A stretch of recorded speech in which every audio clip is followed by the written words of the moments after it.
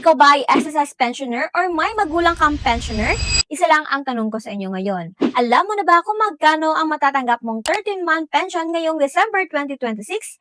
Dahil may malaking pagbabago ngayong June. At kung hindi mo pa ito alam, baka kulang pang inasahan mo. Disclaimer lang po, ang impormasyon na ito ay based po sa latest official announcement at circulars ng SSS official website at Credible News Report. Para sa official confirmation at personal account concern, makipag-ugnayan lamang sa SSS. Mga ka-SSS pensioners, ito ang tanong ngayon ng marami. Ngayong 13-month pension ba ngayong 2026 tataas din ba dahil sa pension increase ngayong June? At kung pensioner ka or may magulang kang pensioner, importante talagang malaman mo ito dahil milyong-milyong pensioners ang maaapektuhan dito. Kaya sa video na ito, pag-usapan natin kung totoo bang may pension increase ngayong June 2026, magkano ang dagdag, at kasama ba rito ang 13-month pension na matatanggap sa December? Hello mga karikad! Welcome back sa Informational Hub, Jen here.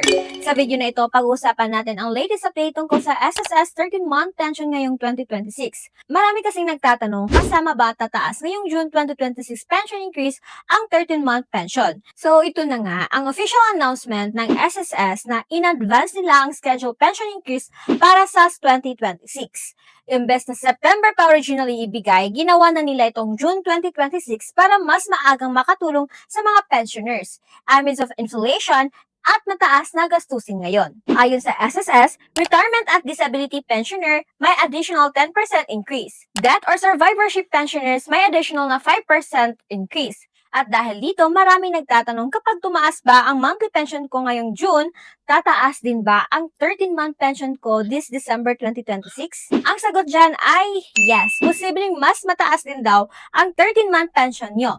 Bakit? Kasi ayon mismo sa official SSS guidelines, ang 13-month pension ay based daw sa regular monthly pension na tinatanggap ng pensioner. Meaning, kung tumaas ang monthly pension mo dahil sa pension increase ngayong June 2026, possible na yung bagong increased pension amount din ang maging basihan ng 13-month pension mo sa December. At actually, nangyari na ito noong nakaraang taon. Noong 2025, sinabi mismo ng SSS na mas mataas na ang credit ng 13-month pension dahil sa naunang pension increase at pension reform program. So, ibig sabihin, kapag increase na ang monthly pension mo bago mag-December, mataas din ang chance na i-increase amount din ang magiging 13-month pension mo. So, let's just say mga karikod, kung dati kang monthly pension mo ay 10,000 pesos at nadagdagan nito ng 10% ngayong June 2026, magiging around 11,000 monthly pension.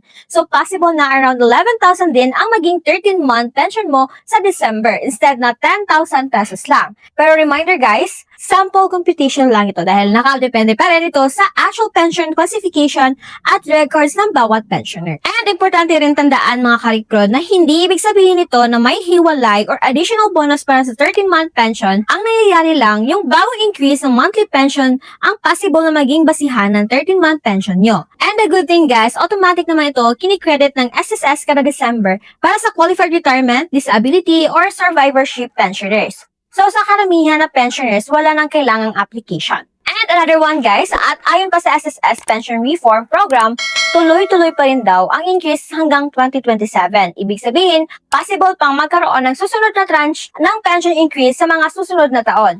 Ayon sa SSS projections, around 33% total increase para sa retirement at disability pensioners, and around 16% naman para naman sa mga survivorship pensioners after completion ng 3 years reform program.